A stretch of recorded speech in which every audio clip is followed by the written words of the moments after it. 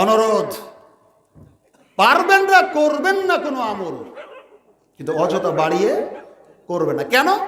আবু হুরায়রা রাদিয়াল্লাহু তাআলা আনহু বলেন, আতা রাবিগুন ইলান নবী সাল্লাল্লাহু আলাইহি ওয়াসাল্লাম, আল্লাহ নবীর কাছে কারো বেদুইন যাযাবার অশিক্ষিত মূর্খ জিজ্ঞাসা করছে, আল্লাহর নবী, দুল্লানি আলা আমালিন ইজা আমালতুহু দাখালতুল জান্নাতা, আল্লাহর নবী আমাকে এমন কিছু আমলের কথা বলুন, ইজা আমালতুহু, যখন এই আমলগুলি করব, দাখালতুল জান্নাতা, আমি যাতে জান্নাতে প্রবেশ করতে পারি। আল্লাহর নবী জান্নাতে যাওয়ার মতো সংক্ষিপ্ত কিছু আমলের কথা বলুন। তখন আল্লাহর নবী বলছেন, আনতা আবুদুহু ওয়ালা তুশরিকু বিহি শাইআ, তুমি আল্লাহর ইবাদত করো, তার সাথে কোনো কিছুকে শরীক করো না। ওয়া আনতুকিমুস সালাতাল মাকতুবাতা, তুমি ফরজ সালাতগুলি আদায় করো। ওয়া আনতুআত্তিস যাকাতাল মাফরুজা, তুমি ফরজ সিয়ামগুলি পালন করো। ওয়া তাসুমু রামাজান, রামাজান মাসের সিয়াম পালন করো। মালের যাকাত দাও। এই চারটি কথা যখন বলা হলো, এই প্রশ্নকারী লোকটা বলছে, ওয়াল্লাযী নাফসি বিয়াদিহি লা আজিদু আলা হাযা শাইআন ওয়ালা আনকুসু মিনহু, আল্লাহর নবী আপনি যা বলেছেন আমি তাই করব, যেভাবে বলেছেন সেভাবে করব, যখন করতে বলেছেন তখন করব, করতে গিয়ে লা আজিদু, আমি বেশিও করব না, ওয়ালা আনকুসু, আমি কমও করব না, যা বলেছেন তাই করব, যেভাবে বলেছেন সেভাবে করব, যতখানি বলেছেন ততখানি করব, যখন করতে বলেছেন তখন করব, করতে গিয়ে কমও করব না, বেশিও করব না। ফালাম্মা ওয়াল্লাহ, এই কথা বলে লোকটা যখন বাড়ির দিকে চলে যাচ্ছিল, আল্লাহর নবী উপস্থিত সাহাবীদেরকে লক্ষ্য করে বললেন, মান সাররাহু আয়ানজুরা ইলা রাজুলিন মিন আহলিল জান্নাহ, সাহাবীরা শোনো, তোমাদের মধ্যে কেউ যদি জান্নাতি কোনো মানুষকে দেখে খুশি হতে চাও, ফালিয়ানজুর ইলা হাজা, বাড়িতে যাচ্ছে লোকটার দিকে দেখো, এই লোকটা জান্নাতি। বাড়িতে যাচ্ছে লোকটা কি কয়টা কাজের কথা বলেছেন নবী? বাড়িতে যেতে পেরেছে, আমল করেছে কোনোটারও, কেন তিনি জান্নাতি বললেন? নবী কি ইচ্ছাকৃত বলেছেন না ওহির ভিত্তিতে বলেছেন? নবী যা বলেন সেটা আল্লাহর। ওয়ামা ইয়ানতিকু আনিল হাওয়া ইন হুয়া ইল্লা ওয়াহিয়ুন ইউহা, সূরা নাজম 3 এবং 4 নম্বর আয়াত। আল্লাহ পাক বলছেন, আমার নবী নিজের থেকে বানিয়ে কোনো কথা বলেন না, যেটা বলেন সেটা আল্লাহর ওহী। যদি কোনো নবী আল্লাহর নামে বানিয়ে কোনো কথা বলতেন, সূরা হাক্কা 44, 45, 46 আয়াত, আল্লাহ পাক বলছেন, আমি ওই মিথ্যুক নবীর ডান হাত ধরে ফেলতাম আর কণ্ঠনালী কেটে তাকে জবাই করতাম। কে বলেছেন? কে বলেছেন? কাকে বলেছেন? কেন বলেছেন? মিথ্যা বললে। কিন্তু হুজুর মিথ্যা বললে কিছু হবে না। কিছু হলে মানুষ আর এত মিথ্যা বলে? কিছু হলে হুজুর আর এত মিথ্যা বলে? কিন্তু নবীকে আল্লাহ বলছেন, তুমি যদি মিথ্যা বলো তোমার ডান হাত ধরে গলাটা কেটে জবাই করে দেব তোমাকে। কোলেন সূরা হাক্কা 40, 45, 46 আয়াত আল্লাহ পাক বলছেন। এখন বলেন, নবী যদি ওহী ছাড়া কিছু না বলেন, তাহলে লোকটাকে জান্নাতি বললেন ওহীর ভিত্তিতে না এমনি? কিন্তু কেন? কি প্রশ্ন বোঝা যায় না? আমল তো করেনি। লোকটাও জিজ্ঞাসা করেছে, আমল করলে জান্নাতে যাওয়া যাবে এরকম আমলের কথা বলুন। নবী সেরকমই বলেছেন, কিন্তু লোকটা আমল করার আগেই নবী বলছেন, জান্নাতি লোককে দেখে খুশি হতে চাইলে এর দিকে দেখো লোকটা জান্নাতি। আমল করার আগেই, বাড়িতে যাওয়ার আগেই, রাস্তাতে থাকতে, দেখতে পাচ্ছেন এমন দূরে থাকতে। কিন্তু কেন? একটা বাক্যের কারণে। আল্লাহর নামে কসম করে বলেছে, লা আজিদু আলা হাযা শাইআন ওয়ালা আনকুসু মিনহু, ধর্মের ব্যাপারে আমি কমও কিছু করব না, বেশিও কিছু করব না, যা বলা হয়েছে তাই করব। বুঝাতে পারি না আপনাকে হাদিসটা? আনাস রাদিয়াল্লাহু তাআলা আনহু বলেন, রাসূল সাল্লাল্লাহু আলাইহি ওয়াসাল্লাম বাড়িতে ছিলেন না। 3 জন সাহাবী গেলেন, জিজ্ঞাসা করে জানতে চাইলেন নবীজি রাতে দিনের আমল কেমন ছিল।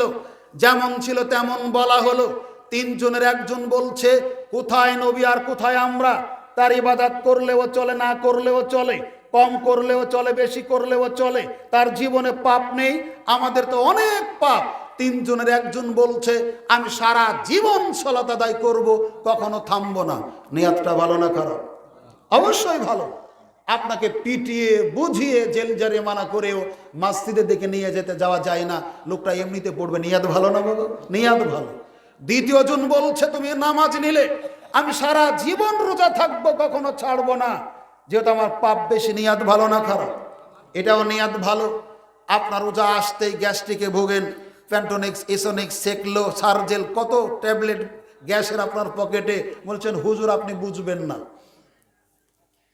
তৃতীয় জন বলছে তুমি সালাত নিলে, তুমি সিয়াম নিলে আমি জীবনে বিবাহ করব না, আজকে এই কিনে দাও, কালকে সেই কিনে দাও, তার চাহিদা মিটাতে ইবাদত বন্দেগী ঠিক মতো করা যাবে না, আমি শুধু ইবাদতই করতে থাকবো। নিয়াতটা ভালো না বাবা? তিনজনের নিয়াত ভালো। কি করবে এগুলো দিয়ে? পাপ ক্ষমা করে নিবে, আল্লাহকে খুশি করবে, জান্নাতে যাবে, তাই তো? নবীজি শুনলেন, অথবা বাড়িতে আসলে তাকে বলা হলো, তিনজন সাহাবী এসে এমন এমন বললেন, তাদেরকে ডাকা হলো। নবীজি বললেন তোমরা কি তারা যারা এরকম কথা বলেছিলে? হ্যাঁ। আপনি কোথায় আর আমরা কোথায়? আপনার জীবনে কোনো পাপ নেই, আপনার ইবাদত কম করলেই কি বেশি করলেই কি, আপনার ইবাদত করলেই কি না করলেই কি, আমাদের তো অনেক পাপ, তাই আমরা এই ধরনের পরিকল্পনা নিয়েছি। আল্লাহ নবী তখন বললেন দেখো আমি সালাত আদায় করি, ছেড়েও দিই। ছেড়েও দিই মানে কি খালি নবী ঈদেরটা পড়তেন আমাদের মতো? নবী কি খালি জুমার দিনে পড়তেন? তাহলে তার মানে 5 ওয়াক্ত পড়তেন, তাহাজ্জুদ পড়তেন, নফলগুলি পড়তেন, পড়তেই থাকতেন না। তাহলে আমার পড়ার নিয়াতটা ভালো, পদ্ধতিটা কি? কথা বোঝাতে পারেনি। তিনজন লোকের, প্রথম লোকের পদ্ধতিটা ভুল, নিয়াতটা ভালো, সালাত আদায় করবে কিন্তু পড়তেই থাকবে, এই পদ্ধতিটা ভুল। বোঝা যায় কথা? দ্বিতীয় জনকে বলছে শোনো আমি সিয়াম রাখি, ইফতারও করি, অনবরত বিরামহীন লাগামহীন সিয়ামকে বলা হয় সাওমে বিসাল। সাওমে বিসাল হারাম। আল্লাহ নবী বলছেন আল্লাহ আমাকে ঘুমের মধ্যে খাওয়ান পান করান, আমার লাগে না। হাদিস প্রমাণ। আল্লাহর নবী বলছেন আয়েশাজি খাবার কি কিছু আছে? না, তাহলে আমি সিয়াম রাখলাম। আল্লাহর নবী বলছেন আয়েশাজি খাবার কি কিছু আছে? বলছেন হ্যাঁ তরকারির কিছু সিরকা ঝোল আছে, তাহলে আমি সিয়াম ছিলাম এতক্ষণ ভেঙে দিলাম। নফল সিয়াম, তার মানে আল্লাহ ঘুমের ভিতরে নবীজিকে খাওয়ান পান করান, এই জন্য তিনি এইভাবে সিয়াম পালন করতেন। আমাদের জন্য এটা হারাম, একে বলা হয় সাওমে বিসাল। আল্লাহর নবী বলেছেন সামর্থ্য থাকলেও, শক্তি থাকলেও সর্বোত্তম সিয়াম হলো দাউদ আলাইহিস সালামের সিয়াম। তিনি একদিন রাখতেন, একদিন ছাড়তেন, একদিন পর পর। আপনার শক্তি থাকলেও, সামর্থ্য থাকলেও, যোগ্যতা থাকলেও আপনি সারা বছর সিয়াম পালন করতে পারবেন না। এটা মোহাম্মদী শরিয়াত নয়। আপনার শক্তি সামর্থ্য থাকলেও একদিন পর পর রাখতে হবে। আর তুমি সারা জীবন রাখবে মানে সিয়াম রাখবে, নিয়াতটা ভালো, পদ্ধতিটা কি? বোঝা গেছে? তৃতীয় জনকে বলছে দেখো আমার 11টা স্ত্রী, তোমার হয়তো অত অনুমতি নাই, 4টা তো করতে পারো, ইনসাফ কায়েম করতে না পারলে একটা তো বিয়ে করবে। বিয়ে করে ওদের জ্বালা যন্ত্রণা সহ্য করেই তোমার শ্রেষ্ঠত্ব প্রমাণ করতে হবে। এই হাদিসের শেষের দিকে তিনি ছোট্ট একটা জ্বালাময় কথা বললেন। তিনি বলছেন যে ব্যক্তি আমাদের সাথে আমাদের রীতিনীতির অনুসরণ করবে না সে ব্যক্তি আমার উম্মতের অন্তর্ভুক্ত নয়। এখন আপনি বলছেন আমি যদি এত সলাতি আদায় করি, আমি যদি এত সিয়ামি পালন করি, আমি বিবাহ না করে যদি গোটা জীবন ইবাদতে কাটাই, ও মুহাম্মদ তুমি আমাকে ভয় দেখায়ও না, আমি তোমার উম্মত না হই ইবাদত দিয়ে জান্নাতে যাব। কথা বলেন যাওয়া যাবে? যাওয়া যাবে? নবীকে মানতে বলেছেন আল্লাহ। সূরা হাসর 7 আয়াত, ওয়ামা আতাকুমুর রাসূলু ফাখুজুহু ওয়ামা নাহাকুম আনহু ফান্তাহু। তোমাদের রাসূল তোমাদেরকে যা দিয়েছেন এটা তোমরা ধরো, যা থেকে নিষেধ করেছেন দূরে থাকো। রাসূলকে আল্লাহ মানতে বলেছেন ইয়া আইয়ুহাল্লাযিনা আমানু আতিউল্লাহা ওয়া আতিউর রাসূলা ওয়ালা তুবতিলু আমালাকুম। হে মুমিনরা তোমরা আল্লাহকে মান্য করো, রাসূলকে মান্য করো, আমলগুলি বরবাদ করো না। আমার আপনার জীবনের প্রত্যেকটা আমল বরবাদ হয়ে যাবে যদি আমরা রাসূল সাল্লাল্লাহু আলাইহি ওয়াসাল্লামকে না মানি। আবু হুরায়রা রাদিয়াল্লাহু তাআলা আনহু বলেন, রাসূলুল্লাহ সাল্লাল্লাহু আলাইহি ওয়াসাল্লাম বলেছেন, ওয়াল্লাযী নাফসু মুহাম্মাদিন বিয়াদিহি লা ইয়াসমাউ বি, ওই আল্লাহর কসম যার হাতে আমার জীবন, ইহুদি হোক আর খ্রিস্টান হোক, সারা পৃথিবীর যারা অমুসলিম, আমাকে আল্লাহ সুবহানাহু ওয়া তাআলা কোরআন দিয়ে পৃথিবীতে প্রেরণ করেছেন, অথচ এর উপরে বিশ্বাস না করে যারা মারা যাবে তারা যেন থাকার জায়গা জাহান্নাম বানিয়ে নিল। তাহলে বলুন তো, ইবাদত বন্দেগী দিয়ে নবীর উম্মত না হয়ে জান্নাতে যাওয়ার সুযোগ আছে বাবা? অবশ্যই নাই। অতএব যদি আমরা জান্নাতে যেতে চাই, নবীর উম্মত হয়ে যেতে হবে। আর উম্মত যদি হতে চায়, তার আদেশ নিষেধ মেনেই উম্মত হতে হবে। বিকল্প কোনো পথঘাট পদ্ধতিতে নয়, রসম রিওয়াজে নয়, রীতিনীতিতে নয়, রাসূল সাল্লাল্লাহু আলাইহি ওয়াসাল্লামের অনুসারিত রীতিনীতি মেনেই জান্নাতের পথটা সুগম করতে হবে। এজন্য বলছিলাম, আপনার এই শবে বরাত ইসলামী শরিয়াতের কোনো অংশ নয়, এটা বিজাতীয় মতবাদ ইসলামের মধ্যে ঢুকিয়ে দিয়ে মুসলমানদের ঈমানকে নষ্ট করার চেষ্টা করা হয়েছে। আপনাকে বলি, উহুদের যুদ্ধ হয়েছে শাবান মাসে নয়, শাওয়াল মাসে। শাবান মাসে আমরা খাই 2 মাস আগে, এর সাথে ইসলামের দূরতম কোনো সম্পর্ক নেই। শবে বরাতকে কেন্দ্র করে রাত্রে কোনো ইবাদত নেই, দিনে কোনো সিয়াম নেই, তাহলে আছে কি শাবান মাসে? দেখুন, আম্মা জান আয়েশা রাদিয়াল্লাহু তাআলা আনহা বলেন, রাসূলুল্লাহ সাল্লাল্লাহু আলাইহি ওয়াসাল্লাম সবচেয়ে বেশি সিয়াম রাখতেন রমজান মাসে, বাকি থাকে 11 মাস। রমজানের পরে 11 মাসের মধ্যে সবচাইতে বেশি সিয়াম পালন করতেন শাবান মাসে। যখন তিনি সিয়াম রাখতে শুরু করতেন, আমরা মনে করতাম তিনি আর ছাড়বেন না। আমাদের উচিত হবে শাবানের আমল হিসেবে, তাই মাসের প্রথম থেকে আমরা যে যতখানি পারি সিয়াম পালন করা। এরপরে যেই সমস্ত রসম রেওয়াজ সমাজে চালু আছে, এগুলো পরিহার করার মধ্যেই পারলৌকিক জীবনের যাবতীয় কল্যাণ নিহিত আছে, এটা আমরা বিশ্বাস করি। অতএব আমরা বেদাত মুক্ত আমলের যতগুলি ফিরিস্তি, তার একটা হলো শবে বরাতকে পরিহার করা। আল্লাহ সুবহানাহু ওয়া তাআলা আমাদেরকে এই শবে বরাত কেন্দ্রিক বেদাতি সমস্ত রসম রেওয়াজকে পরিত্যাগ করার তৌফিক দান করুন, আমিন। সম্মানিত উপস্থিতি, চলে এসেছে একবার হাদিসের শেষ প্রান্তে। রাসূলুল্লাহ সাল্লাল্লাহু আলাইহি ওয়াসাল্লাম বলছেন, আনাস রাদিয়াল্লাহু তাআলা আনহু বলেন, রাসূলুল্লাহ সাল্লাল্লাহু আলাইহি ওয়াসাল্লাম বলেছেন, ইন্নাল মারআতা ইযা সাল্লাত খামসাহা ওয়া সামাত শাহরাহা ওয়া আহসানাত ফারজাহা ওয়া আতাত বালাহা ফালতাদখুল মিন আইয়াবওয়াবিল জান্নাতি শাত। আল্লাহর নবী বলেছেন, যখন কোনো নারী, যখন কোনো মা, যখন কোনো বোন, যখন কোনো চাচি, যখন কোনো ফুফু 4টি আমল করে, 4টি আমল যেই নারী করবে, জান্নাতের যত দরজা আছে প্রত্যেকটা দরজা কিয়ামতের দিন তার জন্য খুলে দেওয়া হবে, উন্মুক্ত করে দেওয়া হবে। ইচ্ছা মতো, পছন্দ মতো যে কোনো দরজা দিয়ে এই নারী প্রবেশ করতে পারবে, যেই নারী 4টা আমল করবে। 1, ইজা সাল্লাত খামসাহা, যেই নারী 5 ওয়াক্ত সালাত নামাজ আদায় করে। 2, ওয়াসামাত শাহরাহা, যেই নারী রমজানের 1 মাস সিয়াম ও রোজা পালন করে। আপনাকে বলছিলাম, এর মধ্যে 2টি বিষয় খুব গুরুত্ব দিবেন রমজানের সিয়াম রাখার জন্য। রাত্রিতে যে সাহারি খাচ্ছেন, সাহারির খাদ্যটা যাতে হালাল হয়। 2, যে ইফতার করছেন 17 ঘন্টা না খেয়ে থাকার পর, এই ইফতারিটা যাতে হালাল হয়, একটু খেয়াল রাখবেন। যেই খেজুর দিয়ে রোজাটা ভাঙছেন, ইফতার করছেন, খেজুরটা আজওয়া, খেজুরটা মারিয়াম, কিন্তু হারাম টাকা দিয়ে কিনা। আপনার বিবেচনা, নবী বলছেন ইবাদত কবুলের আবশ্যিক পূর্ব শর্ত কয়েকটি, তার মধ্যে একটা হলো হালাল খাবার। খাবার যদি হালাল না হয়, তার মানে সাহারি ইফতারি যদি হালাল টাকা দিয়ে কিনা না হয়, সিয়াম কবুল হবে না। আপনাকে বলছিলাম যে বিষয়গুলো আল্লাহর নবী বলছেন, লা ইয়াদখুলুল জান্নাতা জাসাদুন গুসসিয়া বিল হারাম, ওই দেহ আল্লাহর জান্নাতে যাবে না যেই দেহ হারাম দিয়ে গড়ে উঠেছে। চলুন এরপর আপনাকে বলি, ওয়া আহসানাত ফারজাহা, আল্লাহর নবী বলেছেন নারীদের জান্নাতে যাওয়ার 3 নম্বর কাজ লজ্জাস্থানের হেফাজত করা। আজকে খুব কঠিন বাংলাদেশে লজ্জাস্থানের হেফাজত করা। আজকে দেখে বোঝাই যাচ্ছে না দোকানকে কেন্দ্র করে জালসা, না জালসাকে কেন্দ্র করে দোকান। বোঝা যায়নি?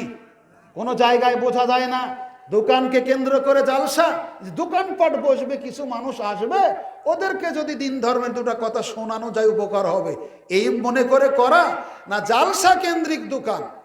আশ্চর্য, অনেক মানুষ বুঝতেই পারবে না এখানে জালসা হলো, হতভাগা এরা। আশ্চর্য, জীবনের কত লাভ। আল্লাহর নবী বলছেন এরা দুনিয়াতেও বঞ্চিত, পরকালেও বঞ্চিত। আপনাকে একটা হাদিস দেখায়, রসুল সাল্লাল্লাহু আলাইহি সাল্লাম বলছেন নিয়মিত ইচ্ছা করে যদি কেউ জুমা মসজিদে লেট করে যায়, আস্তে করে যায়, নিয়মিত পরে যায়, জান্নাতে গেলেও আল্লাহ তাকে পরে দিবেন। জুমা মসজিদের ফজিলত যদি এটা হয়, আপনার জিলাপি বিক্রি করে লাভ করা আজকেই জনমের মতো করতে হবে, 12 ভাজা বিক্রি করা লাভ আজকেই করতে হবে। আপনি ঈদটাও ভালো মতো পড়েন না, জুমাটাও ভালো মতো পড়েন না, আপনার ইনকাম নিয়ে কি কবরে যাবেন? আশ্চর্য। আপনাকে বলছিলাম আল্লাহর নবী বলছেন মানুষকে যখন কবরে নেওয়া হয় তার সাথে যায় 3টি জিনিস। 1, মাইয়েতের সম্পদ, 2, মাইয়েতের পরিবার, 3, মাইয়েতের আমল। আল্লাহর নবী বলছেন কবর থেকে ফিরে আসে 2টি জিনিস, তার একটা হলো পরিবার। যেই ছেলের কথা ভূমিকাতে বলেছি, যেই স্ত্রীকে আপনি বলেছিলেন প্রাইমারিতে পড়তে আপনি একে অপরকে ভালোবাসতেন, হাই স্কুল জীবন কাটালেন, কলেজ জীবন কাটালেন, চাকরি করেন 2 জন, কেউ বিয়ের কথা বলেন না, পরিবার জানে, মেনে নিচ্ছে না, এক পর্যায়ে বললেন সম্পর্ক মেনে না নিলে আত্মহত্যা করব। আপনাদের বাঁচানোর জন্য বিয়ে দিয়ে দিল। 50 বছর চলছে দাম্পত্য জীবন, কোনো একটা রাত কাউকে ছাড়া কাউকে থাকেন না, একই বিছানায় থাকেন, একই বালিশে থাকেন। 50 বছর পর আজকে দুপুরে আপনি মারা যান অথবা সকালে মারা যান, দুপুর নাগাদ মাটি দেওয়া হবে। রাত্রিতেই এই ঘরে থাকতে আপনার স্ত্রী বলবে একা একা থাকতে কেমন যেন ভয় ভয় হচ্ছে। বাস্তবতা বোঝার চেষ্টা করুন। যাকে হত্যার হুমকি দিয়ে বিবাহ করেছিলেন 50 বছরের কোন রাত আপনি ছাড়া আপনার স্ত্রী থাকেনি, আপনার স্ত্রীকে ছাড়া আপনি থাকেননি, একই খাটে, একই বালিশে, একই বিছানায় থেকেছেন। মারা যাওয়ার পরে এই বউ এই ঘরে একা থাকতে চাচ্ছে না। আপনাকে বুঝাতে পারিনি। আল্লাহর নবী বলছেন মানুষকে কবরে নেওয়ার পর 3টি জিনিস যায়, 2টি ফিরে আসে। প্রথম যেটা ফিরে আসে সেটা আপনার আমার পরিবার, কেউ কবরে থাকবে না। 2, আল্লাহর নবী বলেছেন ফিরে আসে তার সম্পদ, টাকা পয়সা। আগে দেখেছি পিতৃতুল্য মুরব্বী যারা আছেন, মানুষকে খাটিয়াতে করে নিয়ে যাওয়া হতো, বাঁশ দিয়ে বিশালি দিয়ে নিয়ে যাওয়া, তাও মানুষ কিছুটা ফেলে দিয়ে আসতো। এখন তো স্টিলের খাটিয়া, গোসল করার ব্যবস্থা, সব কিছুকে নিয়ে যায়, আপনাকে আমাকে নামাতে যা দেরি, আবার খাটলিটা নিয়ে যায় মসজিদে রাখে, সম্পদ চলে আসবে বাবা। সাথে যেটা থাকে আল্লাহর নবী বলছেন এই মাইয়েতের আমল। আমল যদি ভালো হয় ডান হাতে পেয়ে হাসতে হাসতে জান্নাতে যাবে, আমল যদি খারাপ হয় বাম হাতে নিয়ে মাথা নিচু করে অপমানের সাথে জাহান্নামে নিক্ষিপ্ত হতে হবে। আপনাকে বলছিলাম কাফনের কাপড় যদি নাও জুটে, আমল যদি ভালো হয় জান্নাতে যাবে। আর কাফনের কাপড় যদি সোনা দিয়ে মড়িয়ে দেন কাপড়ের ভাগের, আমল যদি না থাকে জান্নাত হবে না।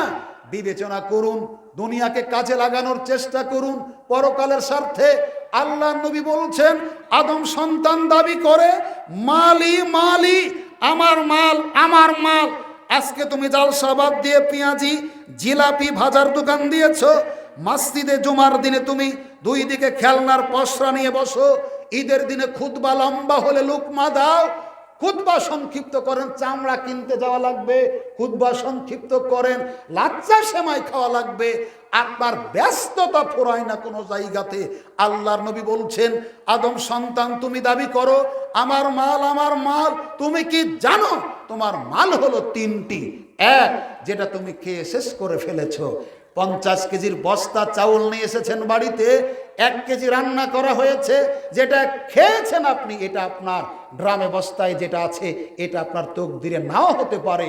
আপনাকে বলছিলাম আল্লাহর নবী বলেছেন যেটা খেয়ে ফেলেছেন এটা আমার আপনার 2 ভাবে বের হবে, বমি করে উদগীরণ করবেন, অথবা পিছনের রাস্তা দিয়ে পায়খানা হয়ে বের হবে, যেটা মানুষের ব্যবহার করার উপযোগী নয়, এটা হলো তোমার। 2, তিনি বলছেন যেটা তুমি ছিঁড়ে নষ্ট করে ফেলেছো পরে, এটা হলো তোমার। ভালো গেঞ্জি, প্যান্ট, পাজামা, লুঙ্গি রোদে শুকাতে যদি দাও, গাঁজাখোর সুযোগ পেলে বিক্রি করে গাঁজা কিনে খাবে। মসজিদের বাইরে ভালো জুতা দেখলে সিজদায় যখন তুমি পড়ো, গাঁজাখোর বিক্রি করে গাঁজা খায়, এটা তোমার নয়। যেটা পুরানো হয়ে ছিঁড়ে গেছে, কিয়ামত পর্যন্ত বাহিরে যদি রাখো, কেউ এর দিকে ফিরেও তাকাবে না।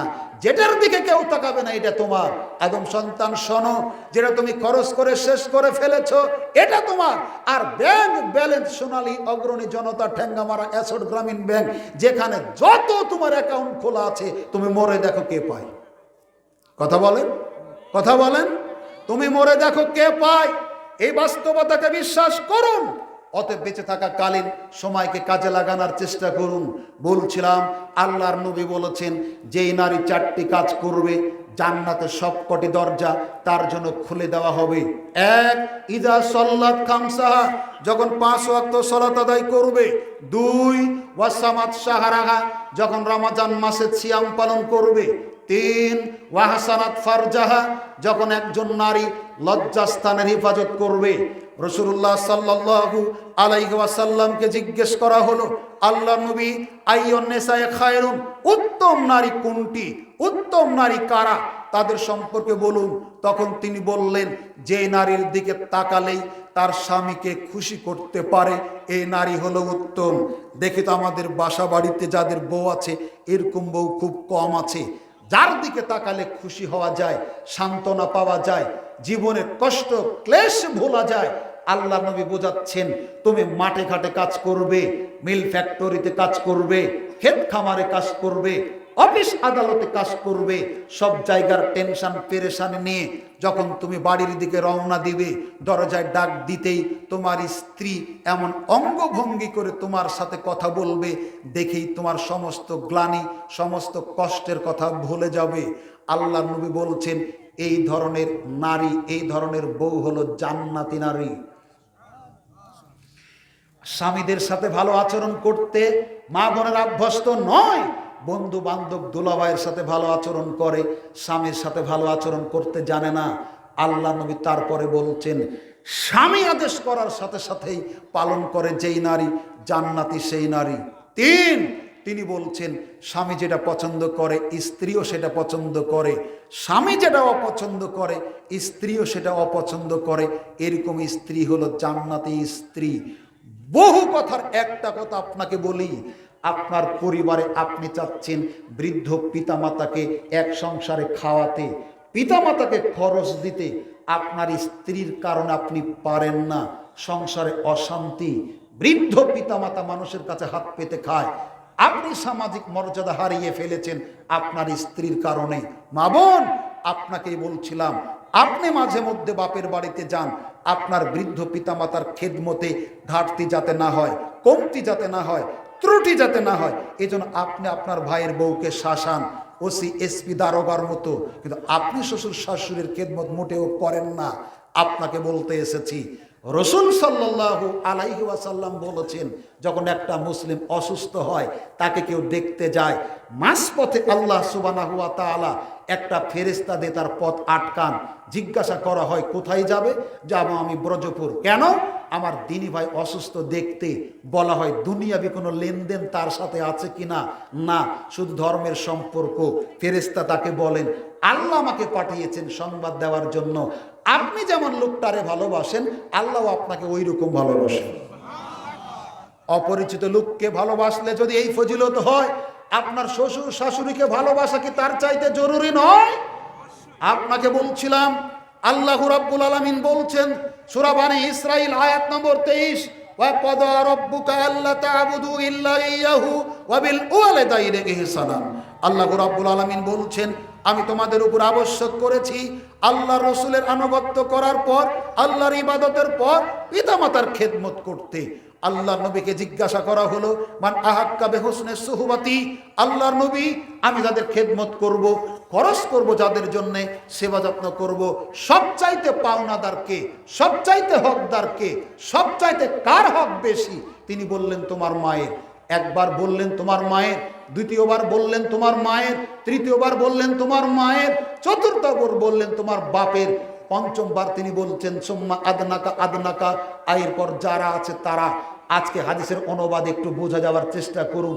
সারা পৃথিবীতে আল্লাহ আল্লাহর নবী বাদে, সারা পৃথিবীতে আল্লাহ আল্লাহর নবী বাদে সম্মানের যত পাত্র আছে, আল্লাহ আল্লাহ নবীর পরে সবচেয়ে বেশি সম্মান পাবে কে বলুন তো? একটা বলেন। হাদিসের অনুবাদ আজকে শুনে যান। জি না, সারা পৃথিবীতে আল্লাহ আল্লাহ নবী বাদে যারা সবচেয়ে বেশি সম্মান পাবে তিনি হলেন বাপ। আর বাপ যতখানি পাবেন তার 3 গুণ বেশি পাবে মা। কি অনুবাদ বুঝতে পেরেছেন? অনুবাদ চেঞ্জ করেন, আগেরটা ডিলিট করে দেন। সারা পৃথিবীতে আল্লাহ আল্লাহর নবীর পরে যারা সম্মান শ্রদ্ধা ভক্তি পাবে সবচেয়ে বেশি পাবে বাপ। আর বাপ যতখানি পাবে তার 3 গুণ বেশি পাবে মা, যাদেরকে আমরা বৃদ্ধাশ্রমে পাঠিয়ে দিয়েছি। এই যুবক, তোমার লজ্জা কম, শরম কম, হায়া কম, তুমি নির্লজ্জ, তুমি অসভ্য, তুমি বেহায়া, তুমি সমাজের ইতর শ্রেণীর লোক, তুমি মানুষই নয়। তুমি জানো না তোমার জীবনের এই সফলতার পিছনে তোমার পিতামাতার অবদান কতখানি? তুমি জানো না তোমার আকাশচুম্বী মর্যাদার পিছনে তোমার পিতামাতার খেদমত কতখানি? তোমাকে বুঝতে দেয়নি ও বহুদিন না খেয়েছিল, তোমাকে বুঝতে দেয়নি পুরাতন জামা কাপড় পরেছিল, আজকে তুমি তাকে বাড়ি থেকে তাড়িয়ে দাও। আল্লাহর নবী বলছেন পিতামাতার 2 জনকে উদ্দেশ্য করে, শোনো পৃথিবীর যুবকেরা, হুমা জান্নাতুকা ওয়া নারুকা, পিতামাতার 2 জন তোমার জন্য হয় জান্নাত নতুবা জাহান্নাম। আল্লাহর নবী বলছেন পিতামাতার সন্তুষ্টিতে আল্লাহর সন্তুষ্টি, আর পিতামাতার অসন্তুষ্টিতে আল্লাহর অসন্তুষ্টি। তুমি 1,00,000 কোটি বার হজ করে আসো, উমরা করে আসো, তাহাজ্জুদে উঠে চোখের পানি দিয়ে জায়নামাজ যদি ভিজিয়ে ভাসিয়ে দাও, যদি পিতামাতাকে খুশি করতে না পারো জান্নাতে যাবে না। উমরা হজ করতে গিয়ে যদি তুমি কাবার গেলাপ ধরে কাঁদতে কাঁদতে মক্কার মরুভূমি তোমার চোখের পানি দিয়ে বন্যায় প্লাবিত হয়ে যায়, তোমার হজ কবুল হবে না, তুমি জান্নাতে যেতে পারবে না। জান্নাতে যেতে গেলে পিতামাতার সন্তুষ্টি লাভ করে জান্নাতে যেতে হবে। তোমাকে অনুরোধ করতে এসেছি, তুমি বড় একটা চাকুরি করো, মোটা অঙ্কের বেতন পাও, পিতামাতার দিকে খোঁজ খবর নাও না। তোমার বাড়িতে ঝি কাজ করে, তোমার বাড়িতে গরু ছাগলে ভাত পায়, তোমার বাড়িতে হাঁস মুরগিতে ভাত পায়, তোমার বাড়িতে কুকুর বিড়ালে ভাত পায়, তোমার বাড়িতে যারা ভাত পায় না তারাই হলো জন্মদাতা পিতা আর মাতা। তোমার বিদ্যা বুদ্ধিকে ধিক, তোমার লেখাপড়াকে ধিক, তোমাকে অনুরোধ করতে এসেছি, তুমি যেই ভাতটা হাঁস মুরগিকে খাওয়াও, গরু ছাগলকে খাওয়াও, যেই বসাবাসী ভাত তুমি খাওয়ার উপযোগী মনে না করে নর্দমায় ফেলে দাও, এই ভাতটাও যদি হয় তুমি তোমার পিতামাতাকে দিয়ে চোখের পানি বন্ধ করো, তোমার জান্নাতে যাওয়ার পথটা সহজ হবে। পিতামাতা যাদের বেঁচে আছে অন্তত সম্পর্কটা ভালো রাখুন, যাদের মারা গেছে তাদের জন্য দোয়া করুন। রব্বির হামহুমা কামা রব্বায়ানি সগীরা। আল্লাহর নবী বলছেন কিয়ামতের দিন আল্লাহ সুবহানাহু ওয়া তাআলা একজন হতদরিদ্র মানুষকে ডাকবেন, ডেকে বলবেন, দেখো আমার বান্দা, ওই যে পাহাড়ের সমপরিমাণ নেকি দেখতে পাচ্ছ, নেকিটা তোমার। তোমার কি মনে হয় কি এমন করেছিল যার পরিণামে তুমি এই নেকির মালিক হবে? বান্দার মনে হবে নেকির কাজ আমি 1 টাকা 2 টাকা 5 টাকা দান করেছি, কিন্তু এত নেকি হবে এরকম তো কোনো কাজ করিনি। কি করে হলো? আল্লাহ সুবহানাহু ওয়া তাআলা বলবেন, হে আমার বান্দা শোনো, তুমি পৃথিবীতে থাকতে একটা আদর্শবান সন্তান রেখে এসেছিলে, আদব কায়দা শিক্ষা দিয়েছিলে, তোমার ইন্তেকালের পরে তোমার জন্য প্রাণ খুলে দোয়া করেছিল, আমি আল্লাহ কবুল করে এটাকে প্রতিপালন করতেছিলাম। এক পর্যায়ে তোমার নেকির পরিমাণটা পাহাড়ের আকার ধারণ করেছে। তার মানে আমাদের যারা মারা গেছে আমাদের দোয়ার বড় তারা মুখাপেক্ষী, আমাদের দোয়ার তারা প্রত্যাশী। এজন্য ফজর জোহর আসর মাগরিব এশা তারাবি জুমা তাহাজ্জুদ দিনক্ষণ কোনো সময় সুযোগ লাগে না। যখন আপনি সুযোগ পাচ্ছেন কবরের কাছে চলে যান। একটু কল্পনা করুন, আপনি গরু ছাগল বাহিরে বেঁধে রেখেছেন, একটু মেঘ ডাকলেই তর্জন গর্জন শুনলেই মেঘ, আপনি গরু ছাগলকে তুলে রাখছেন নিরাপদ জায়গায়, আপনি বৃষ্টিতে ভিজতে চাচ্ছেন না, চলে যাচ্ছেন কোন নিরাপদ জায়গাতে, একটু পরে যখন আমি আপনি লাশ হব, তখন কবরে থাকবো, বাঁশঝাড়ে থাকবো, যেখানে কোনো কিছুরই নিশ্চয়তা নেই, নিরাপত্তা নেই। এরকম ভাবে মানুষ পটে এই স্মৃতিচারণগুলো করুন। আপনার পাষাণ হৃদয় হলেও আপনার চোখ দিয়ে পানি বের হতে বাধ্য। এমনি করে ভাবুন, হাত তুলে দোয়া করুন, দোয়া শেষে হাত ছেড়ে দিন, নিজেরও পরকাল স্মরণ হবে, মাইয়েতের উপকারে আসবে। তামাশার জিয়ারাত পরিহার করুন, দলবদ্ধভাবে গিয়ে কবর ঘিরে এই পদ্ধতি ছেড়ে দিন। আপনি একাকী যান, পিতামাতার জন্য কাঁদুন, আল্লাহর কাছে প্রার্থনা করুন। কবরের আযাব গজব হয়ে থাকলে আল্লাহ যেন নাজাত দেন, নিষ্কৃতি দেন। আল্লাহর নবী বলেছেন, দাও দাও করে জ্বলন্ত আগুনকে পানি মারলে যেমন দপ করে নিভে যায়, আত্মীয় স্বজন যারা মারা গেছে, পিতামাতা যারা মারা গেছে, তাদের জন্য আমরা যদি দান সদাকা করি, তার কবরের উত্তাপগুলি ওইভাবে দপ করে নিভে যায়। আমরা অনুরোধ করব, আমাদের উপার্জিত সম্পদ থেকে সামর্থ্য অনুযায়ী আমরা ভালো ভালো কাজে বিনিয়োগ করার চেষ্টা করি। আল্লাহ আমাদের সে তৌফিক দান করুন, আমিন। বলছিলাম, যেখান থেকে গেছি, মা বোন, আপনার স্বামী চাচ্ছেন পিতামাতাকে একই সংসারে ভাত কাপড় দিতে, ভরণ পোষণ দিতে, আপনার কারণে পারছেন না। আপনাকে অনুরোধ করি, তার সেবা যত্ন করুন, দুনিয়াতেও সম্মানিত হবেন, পরকালেও সম্মানিত হবেন। আপনাকে বলি, ওয়া আহসানাত ফারজাহা, লজ্জাস্থানের হেফাজত করুন, বড় চাদর পরে চলুন, বরকা পরে চলুন, নেকাব পরে চলুন, হিজাব পরে চলুন। ব্লাউজ খাটো যেটা নিয়েছেন এটা পরুন, এটা পরা হারাম নয়, তবে এটা পরবেন বাড়ির ভিতরে আপনি যখন থাকবেন আর আপনার স্বামী যখন থাকবে। খাটো ব্লাউজ পরে, যেই ব্লাউজ পরলে পিঠ পেট বের হয়ে থাকে, এই ব্লাউজ পরে বাহিরে বের হবেন না। পাতলা কোনো জামা কাপড় পরে বাহিরে বের হবেন না। আপনার প্লাজো, পাজামা, মেক্সি, চাদর টাকনোর নিচ পর্যন্ত পরুন, টাকনোর উপরে পরবে পুরুষরা, নিচে পরবে মহিলারা। আপনাকে বলছিলাম, বিষয়গুলি বিবেচনা রাখুন। চতুর্থটা, আল্লাহ নবী বলছেন, ওয়াতাত বালাহা, স্বামীর খেদমত যারা করে। আল্লাহ নবী বলছেন, যদি পৃথিবীর কোনো সৃষ্টিকে সিজদা করা জায়েজ হতো, বৈধ হতো, তাহলে আমি হুকুম দিতাম, অনুমতি দিতাম, নির্দেশ দিতাম যে পৃথিবীর নারীরা তোমরা তোমাদের স্বামীকে সিজদা করো। জায়েজ নেই, বৈধ নেই, তাই আমি বলিনি। আল্লাহ নবী বলছেন, স্বামীদের সন্তুষ্টিতে আল্লাহর জান্নাত, এটা ভুল বোঝানো হয়েছে। স্বামীদের পদতলে স্ত্রীর জান্নাত, এ হাদিস মিথ্যা। স্বামীর পায়ের নিচে স্ত্রীর জান্নাত, এ হাদিস মিথ্যা। স্বামীর পায়ের নিচে স্ত্রীর জান্নাত, এ হাদিস মিথ্যা। তবে স্বামীর সন্তুষ্টি জান্নাতে যাওয়ার একটা মাধ্যম। এজন্য তিনি বলছেন, ওয়াতাত বালাহা, স্বামীর খেদমত চতুর্থ বৈশিষ্ট্য। এক নজরে আর একবার বলছি, 1, 5 ওয়াক্ত সালাত, 2, রমজান মাসের সিয়াম রোজা, 3, লজ্জাস্থানের হেফাজত, 4, স্বামীর খেদমত করা।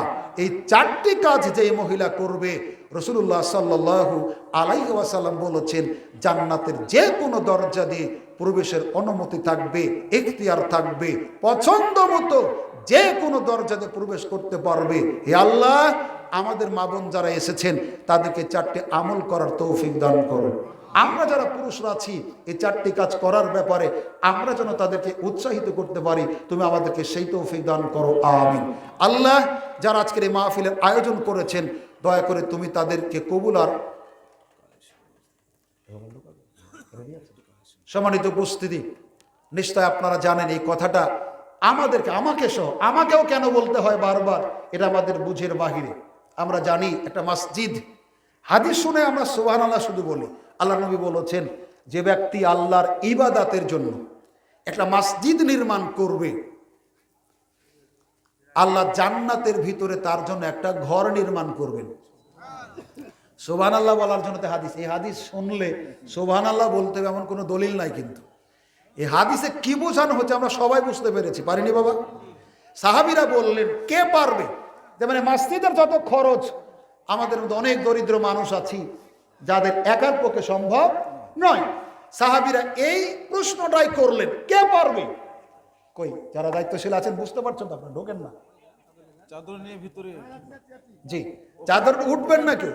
বৈঠক ভঙ্গের দোয়ার এখানে ছেলেদের আদব ফজিলত হবে, তারপর দোয়া হবে, তারপর আমরা উঠবো ইনশাআল্লাহ।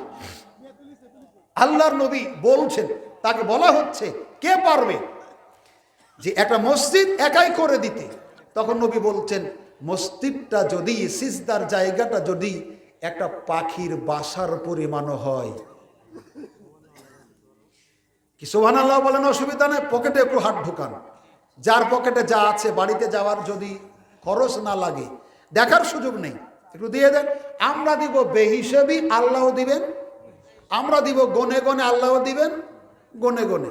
অল্পই দেন, কিন্তু গনা ছাড়াই, কয় টাকা ছিল, কয় টাকা গেছে, কয় টাকা আছে, এত ক্যালকুলেশন করা লাগবে না। আমি অনুরোধ করব, যাদের কাছে নাই তাদের কাছে দাবি নেই, যাদের কাছে আছে 5 টাকাও যদি হয়, অন্তত এক কড়াই বালি হবে তো বাবা, হবে না? এই নেকির প্রত্যাশায়, শুধু আল্লাহকে খুশি করার জন্য আপনার সামর্থ্য অনুযায়ী আপনার জি বৈধ উপার্জিত সম্পদ থেকে আপনি এখানে দিবেন।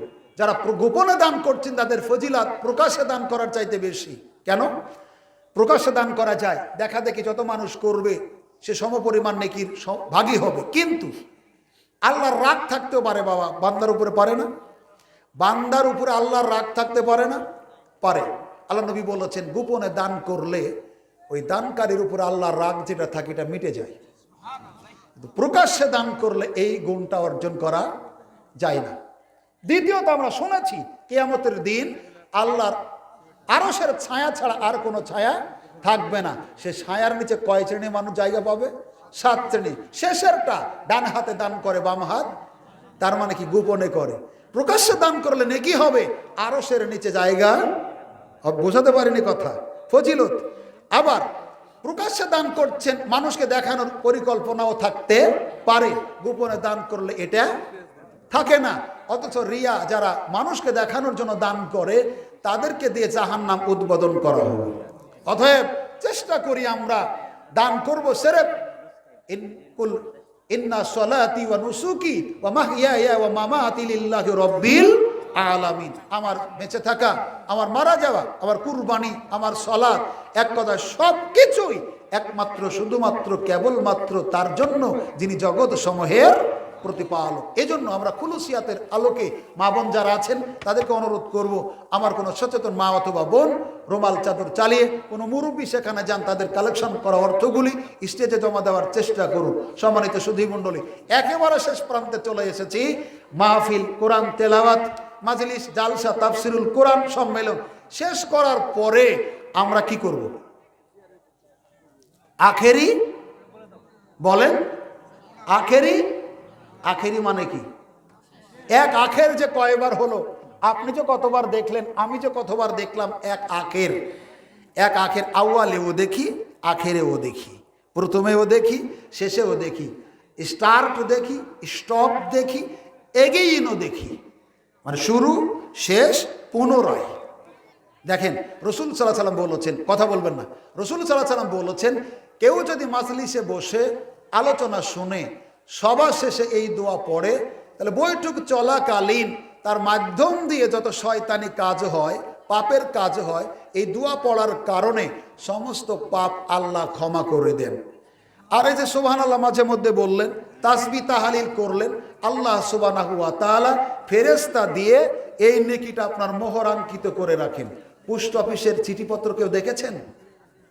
পোস্ট অফিসের চিঠিপত্র বস্তাতে ভরে বেঁধে ছিলগালা করা হয়, উপরের অফিসে যাওয়ার আগে খুলে দেখার সুযোগ নেই।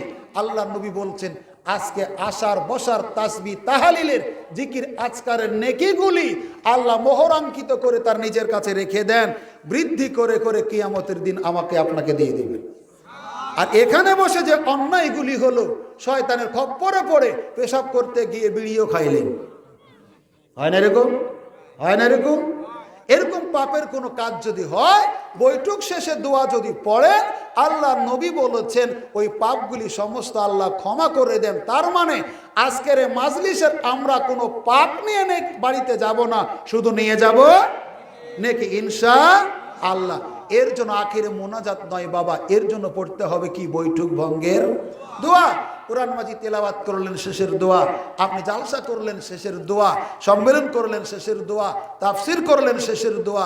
আখিরে মোনাজাত নয়। আপনি বলছেন বিশ্ব কি?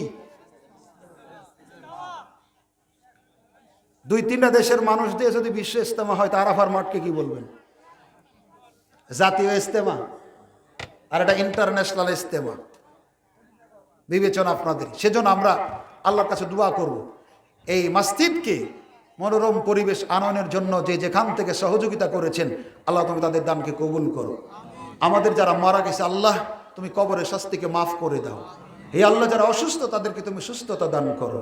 হে আল্লাহ, যারা ঋণগ্রস্ত পরিশোধ করার তুমি তৌফিক দাও। হে আল্লাহ, যারা প্রবাস জীবনযাপন করছে, দেশ পিতামাতা ভাই বোন আত্মীয় স্বজন রেখে নিরুদ্দেশের উদ্দেশ্যে, আল্লাহ তুমি তাদের শরীর স্বাস্থ্যকে ভালো রেখো, আয় ইনকামে বরকত দাও। আল্লাহ, আমরা যারা দান করেছি নিয়াতগুলি ভালো হলে কবুল করো, খারাপ হলে ভালো দিয়ে পরিবর্তন করে দাও। আল্লাহ, চলমান পরীক্ষা এসেছে এবং দাখিল, আমাদের অনেক ছেলে মেয়ে আত্মীয় স্বজন পরীক্ষায় অংশগ্রহণ করেছেন। প্রতিপালক, নকলমুক্ত পরিবেশে মেধা খাটিয়ে পরীক্ষা দিয়ে শিক্ষক শিক্ষিকা পিতামাতা আত্মীয় স্বজনের মুখ উজ্জ্বল করার তুমি তৌফিক দান করো। আল্লাহ, তাদেরকে তুমি মেধা মনন দান করো। আল্লাহ, তুমি তাদেরকে দিয়ে দেশ জাতির খেদমত করার তৌফিক দাও।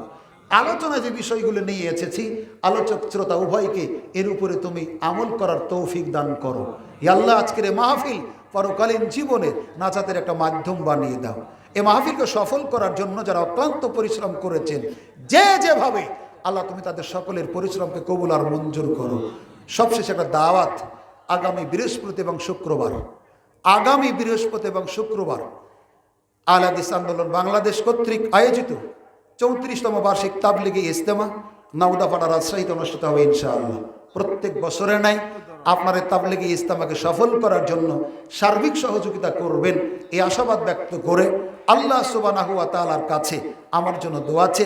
আপনাদের সুস্থতা, দীর্ঘায়ু, মঙ্গল কল্যাণ কামনা করে আজকের আলোচনা এখানেই শেষ করছি। সুবহানাকা আল্লাহুম্মা ওয়া বিহামদিক, আশহাদু আল্লা ইলাহা ইল্লা আনতা, আস্তাগফিরুকা ওয়া আতুবু ইলাইক। আসসালামু আলাইকুম ওয়া রাহমাতুল্লাহি ওয়া বারাকাতুহু।